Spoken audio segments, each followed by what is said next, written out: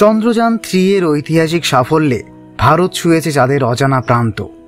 এবার চন্দ্রযান-4 লিখবে মহাকাশ অভিযানের নতুন স্বর্ণ অধ্যায়।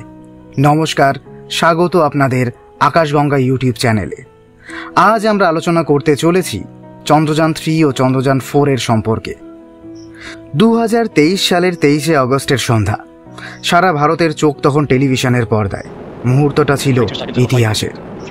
যখন ভারতীয় মহাকাশ গবেষণা সংস্থা অর্থাৎ ইসরোর চন্দ্রযান-3 এর বিক্রম ল্যান্ডার সফলভাবে নেমে গেল চাঁদের দক্ষিণ মেরুতে। পৃথিবীর অন্য কোনো দেশ এর আগে এই জায়গায় পৌঁছাতে পারেনি। এই সাফল্যের মধ্যে দিয়ে ভারত হয়ে গেল বিশ্বের প্রথম দেশ যে চাঁদের দক্ষিণ মেরুতে সফলভাবে অবতরণ করল, আর বিশ্বের চতুর্থ দেশ যারা চাঁদে সফল ল্যান্ডিং করতে সক্ষম হল। চাঁদের কঠিন ভূখণ্ড, উঁচু নিচু গর্ত আর ছায়ায় ঢাকা অজানা অঞ্চল সব কিছুকে জয় করে এই সাফল্য সত্যি ভারতকে মহাকাশ গবেষণায় এক নতুন উচ্চতায় পৌঁছে দিল। চন্দ্রযান-3 আসলে ছিল ভারতের দীর্ঘদিনের স্বপ্নের ফল। এর আগে চন্দ্রযান-1 মিশনে চাঁদে জলের উপস্থিতির প্রমাণ দিয়েছিল, আর চন্দ্রযান-2 চেষ্টা করেও শেষ মুহূর্তে সফল ল্যান্ডিংয়ে ব্যর্থ হয়েছিল। সেই ব্যর্থতা থেকেই শিক্ষা নিয়ে গড়ে ওঠে চন্দ্রযান-3।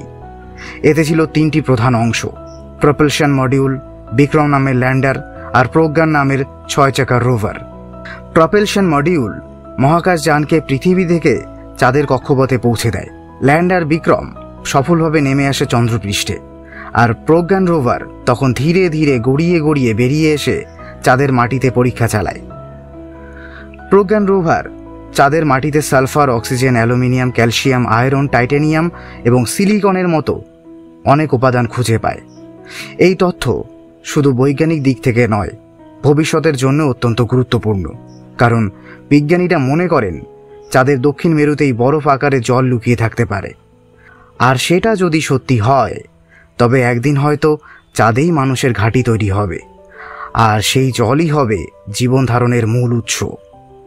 চন্দ্রযান-3 এর এই বৈজ্ঞানিক আবিষ্কার ভারতের কূটনৈতিক, বৈজ্ঞানিক এবং কৌশলগত শক্তিকে আরও উজ্জ্বল করেছে।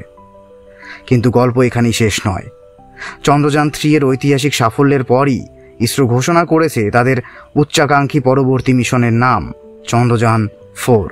এবার আর শুধু অবতরণ বা গবেষণা নয়, বরং লক্ষ্য হল চাঁদের মাটি এবং শিলার নমুনা সংগ্রহ করে সরাসরি পৃথিবীতে ফিরিয়ে আনা। পৃথিবীতে ফিরিয়ে আনা এই নমুনা হবে ভারতের মহাকাশ ইতিহাসে এক নতুন অধ্যায়। কারণ এখনও পর্যন্ত কেবলমাত্র আমেরিকা, রাশিয়া এবং চীনই চাঁদ থেকে নমুনা আনতে সক্ষম হয়েছে। চন্দ্রযান-4 সফল হলে ভারত এই তালিকায় যোগ দেবে। তবে এই মিশন হবে অনেক জটিল। চন্দ্রযান-3-তে যেমন 3টি উপাদান ছিল, চন্দ্রযান-4-এ থাকবে 5টি আলাদা আলাদা মডিউল। ইসরো প্রধান এস সোমনাথ এক মহাকাশ বিজ্ঞান সিম্পোজিয়ানে জানান, এই 5টি মডিউল হল propulsion module, descender module, ascender module, transfer module ও রিটার্ন ক্যাপসুল। প্রতিটি মডিউলের আলাদা আলাদা দায়িত্ব থাকবে, আর এই সব মিলিয়েই সম্ভব হবে চাঁদ থেকে মাটি আর শিলা পৃথিবীতে আনা। প্রপালশন মডিউল হবে আগের মতোই, যা মহাকাশযানকে পৃথিবী থেকে তুলে চাঁদের কক্ষপথে পৌঁছে দেবে। ডিসেন্ডার মডিউল, যা চন্দ্রযান-3 এর বিক্রম ল্যান্ডারের মতোই নেমে আসবে চাঁদের মাটিতে। অবতরণের পর চাঁদের মাটি থেকে নমুনা সংগ্রহ করবে অ্যাসেন্ডার মডিউল। এরপর অ্যাসেন্ডার মডিউল আবার কক্ষপথে ফিরে যাবে এবং সেখানে ট্রান্সফার মডিউলের সঙ্গে যুক্ত হবে। এই ট্রান্সফার মডিউল অ্যাসেন্ডারকে ধরবে এবং পৃথিবীমুখী পথে ঠেলে দেবে। অবশেষে রিটার্ন ক্যাপসুল সেই সংগৃহীত নমুনা নিয়ে বিচ্ছিন্ন হয়ে পৃথিবীতে প্রবেশ করবে। এই জটিল প্রক্রিয়াটি চন্দ্রযান-4কে ভারতের সবচেয়ে উচ্চাকাঙ্ক্ষী চন্দ্র মিশন করে তুলেছে। আরও বড় চ্যালেঞ্জ হল 5টি মডিউল একসঙ্গে উৎক্ষেপণ করা সম্ভব নয়। তাই ভারতের সবচেয়ে শক্তিশালী রকেট LVM-3 একসঙ্গে 3টি মডিউল বহন করবে: প্রপালশন, ডিসেন্ডার আর অ্যাসেন্ডার মডিউল।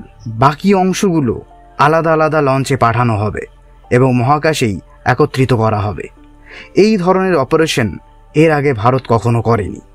তাই এই মিশন সফল হলে তা শুধু ভারতের মহাকাশ অভিযানের ক্ষমতাই নয়, বরং ভবিষ্যতের আন্তঃগ্রহ ভ্রমণ ও নমুনা ফিরিয়ে আনার প্রযুক্তিতেও ভারতকে বিশ্বমানের পর্যায়ে নিয়ে যাবে। ভাবুন তো, চাঁদের মাটি আর শিলার আসল নমুনা ভারতের ল্যাবরেটরিতে এসে পৌঁছাবে। এটা কম বড় কথা কি? বিজ্ঞানীরা সেগুলো বিশ্লেষণ করে বুঝতে পারবেন চাঁদের ভেতরের গঠন কেমন, কতটা খনিজ আছে, জলের উপস্থিতি কোথায়, আর ভবিষ্যতে চাঁদকে মানুষের জন্য ব্যবহার করা যাবে কিভাবে। এগুলো শুধু বিজ্ঞানের জন্য নয়, ভবিষ্যতের মহাকাশ অর্থনীতির জন্য অত্যন্ত মূল্যবান তথ্য হবে। চন্দ্রযান-3 ভারতের আত্মবিশ্বাসকে নতুন মাত্রা দিয়েছে, আর চন্দ্রযান-4 সেই আত্মবিশ্বাসকে এক বিশাল উচ্চতায় নিয়ে যাবে। ভারত আজ আর শুধু অনুসরণকারী নয়, বরং মহাকাশ গবেষণার এক অগ্রণী শক্তি। হয়তো খুব শীঘ্রই আমরা দেখব ভারত পৃথিবী থেকে মানুষ পাঠাচ্ছে চাঁদে কিংবা মঙ্গল গ্রহেও। আর সেই বিশাল স্বপ্নের প্রথম ধাপ হয়ে থাকবে চন্দ্রযান-3 এর সাফল্য আর চন্দ্রযান-4 এর উচ্চাকাঙ্ক্ষা। তাহলে যদি আপনিও ভারতের মহাকাশ যাত্রার অনন্য অধ্যায় নিয়ে গর্বিত হন, তাহলে চ্যানেলটি সাবস্ক্রাইব করতে ভুলবেন না। সামনে আরও অনেক মহাকাশ, বিজ্ঞান আর ইতিহাস ভিত্তিক তথ্য নিয়ে আমরা হাজির হব। নমস্কার, ধন্যবাদ।